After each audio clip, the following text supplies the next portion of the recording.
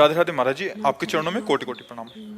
महाराज जी, इस शरीर की पत्नी में हमारी बहुत आसक्ति है, इसके कारण महाराज जी भजन में घाटा हो रहा है, डट के भजन नहीं कर पा नहीं, कोई बात नहीं कि आज जो पति पत्नी में मनमुटाव हो रहा है, पति पत्नी में संबंध विच्छेद हो रहे, पति पत्नी में जो हिंसा हो रही है, उससे अच्छा है कि पति पत्नी से प्रेम करे, पत्नी पति से प्रेम करे, पत्नी और पति दोनों एक दूसरे के हृदय में भगवान को देखने की चेष्टा करें और खूब डट के प्रेम करें। कोई बाधा नहीं।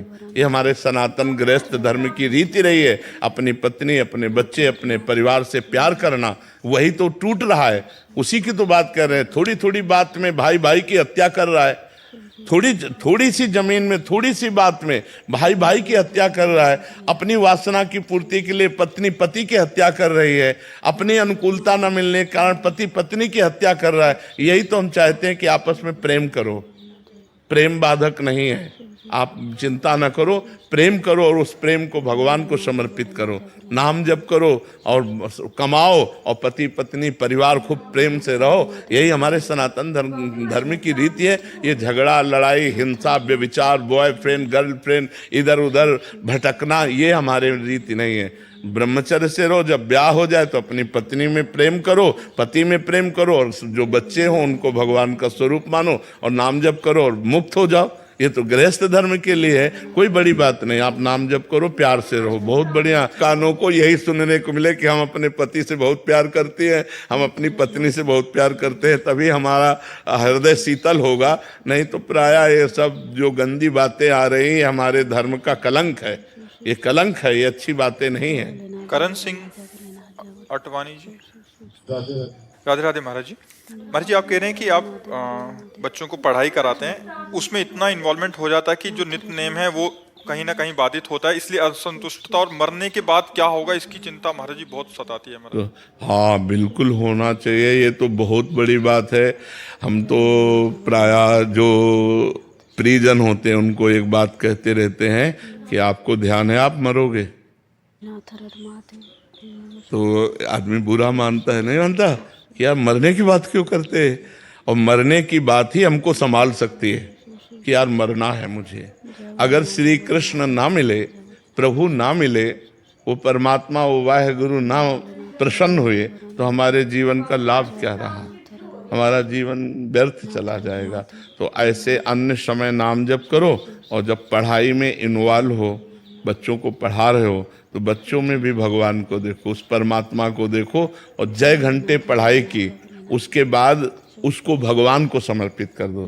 कि जैसे हमने 5 घंटे पढ़ाई कराई, तो फिर 5 घंटे बाद हम, हे प्रभु, हे करुणामय, हे वाहेगुरु, ये जो 5 घंटे हम विद्यार्थियों को पढ़ाते रहे, ये सेवा भी आपको समर्पित है। तो वो भी भजन बन जाएगी। कर्म समर्पण वो भजन बन जाएगा। और बीच बीच में नाम जप करते रहो। नाम जप निरंतर ना हो पावे तो जितना समय हमें मिले उतने समय को तो हम नाम जप में लगा दें, और शेष समय को भगवान को समर्पित कर दें, तो हमारा टोटल समय भगवान में चला जाएगा। इसलिए में भगवत प्राप्ति हो जाएगी।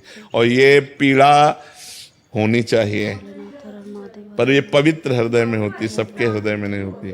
जो अपवित्र हृदय होते हैं उनको होता है मरेंगे तो देखा जाएगा, लेकिन जो पवित्र हृदय होता है उसमें जलन होती है कि अगर इस जन्म में हम काम ना बना पाए तो अगले जन्म में पता नहीं कौन सी योनि हमें प्राप्त हो। क्या उस योनि में हमसे भजन होगा।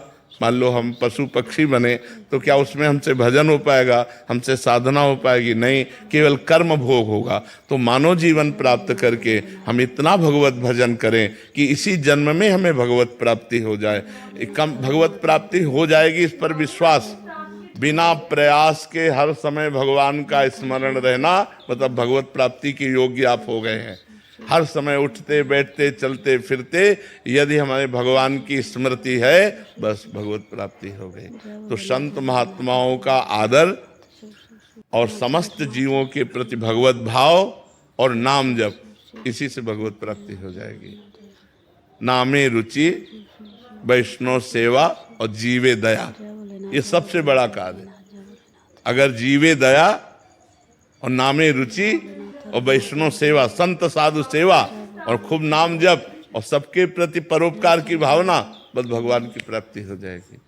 गृहस्थ धर्म में ज्यादा प्रपंच करने की जरूरत नहीं, नाम जप करो और अपने कर्म को भगवान को समर्पित कर दो, इसी से भगवत प्राप्ति हो जाए। पर आहार शुद्ध होना चाहिए। कई लोग भक्ति को तो करना चाहते हैं लेकिन आहार को नहीं सुधारना चाहते।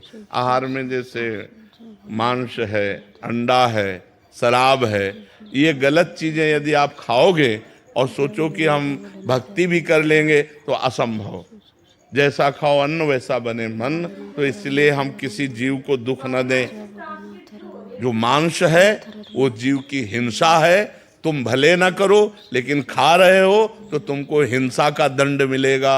इसलिए आहार शुद्ध रखो, विचार शुद्ध रखो, अपने कर्मों को भगवान को समर्पित करो और नाम जप करो, तो गृहस्थ में रहते हुए भी भगवत प्राप्ति हो जाएगी। जी।